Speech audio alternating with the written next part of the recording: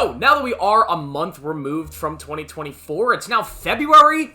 How did that happen? I'm here to talk about another 2024 movie, because I'm sure everybody's not bored of that yet. This is a film that completely went by me last year. It's a film that I chose not to see, just because I thought the poster looked very dull and boring, and the reviews were kind of good, but not great, so I just skipped it. But I checked it out last night, and my god, this ended up being one of my favorite movies of last year. This movie's amazing. Of course, I'm talking about Your Monster. If you read the title, obviously you did if you clicked on it. This is a weird horror/romance movie. Coming from director Caroline Lindy, of course, it stars Melissa Barrera, who of course did the new Scream movies, and a bunch of other people. Tommy Dewey, who plays the monster in the movie. And essentially what this movie is it's a breakup movie. It's about this girl who's an actress who breaks up with her boyfriend who is starting and doing this large theater play, and she's very upset about it, and because of that, she ends up meeting her monster, her childhood monster, and they spark a relationship. And I absolutely loved this movie, enough so that I'm going to talk about it months after release, and hopefully you people will appreciate that. So what did I love about this movie? First off, simple filmmaking. This is a movie that clearly had a very small budget, and was made on a in a very practical way. The filmmaking here is not complex, it's not crazy, it's very small,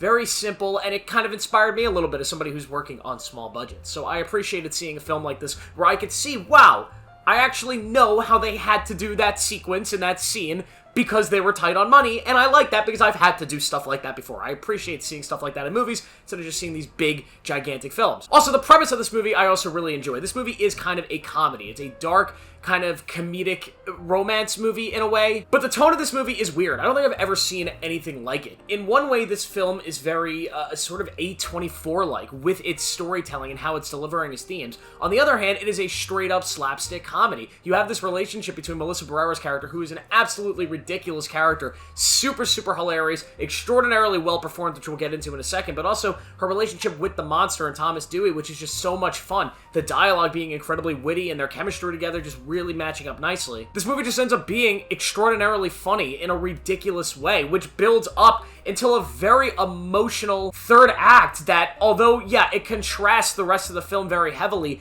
it almost feels like the third act of this film goes for, it hits so much harder because they set up this film being this one genre, right? This comedy, this dark sort of comedy, and then at the end, it's like, did A24 produce this? Which I really appreciated, and I really love the characters here. Yet again, Melissa Barrera's character, this is not a black and white movie about a breakup. It's a very complex movie. It reminded me of something like Midsommar, which is another really interesting breakup movie from Ari Aster, of course. This one, a little more simple, but at the same time, just the complexity of these characters. Not every character is just automatically horrible, and not every character is automatically great. All of these characters have their complexities. They're monsters, right, that they're sort of dealing with, and because of that, their interactions with each other and how this plot sort of unfolds is very smart, and I really loved it. And let's get to the main performance here from Melissa Barrera. I've seen her in a lot of different things, and almost every film that I've seen her in, I felt underwhelmed by her, to be completely honest. When it comes to the Scream movies, I felt like in both of those films, she was maybe the third or fourth best performance in those movies. You know, the first one with Jack Quaid and Jenna Ortega, and the second one with Jenna Ortega, who was amazing.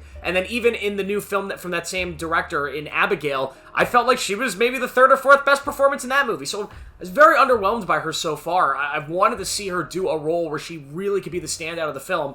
And this is it. I mean, my god, this is one of the best performances of 2024. She is able to display all of her acting abilities in this one role. Both her comedic chops, her emotional chops. She's able to pull at your heartstrings and make you understand exactly what her character is emotionally going through in this state of her life. She's playing this character that has been through some shit and feels wronged, and you feel that on her journey, regardless of the actions she actually makes, whether they're good, bad, or indifferent. She's so powerful here, and as it gets to the final act, I mean, some of the stuff she does in that last scene of this movie is remarkable. This might be my favorite performance of last year outside of Adrian Brody in The Brutalist, which is insane. Seeing as though, like, nobody saw this movie or talked about it. It's just crazy how good she is in this film, and my god, all of the negative things I thought about her from those previous roles where I thought she was just outshined and didn't do as good of a job as maybe I would have liked, yeah, she can act. This movie, she proved that she is an absolute slam dunk of an actress, and I hope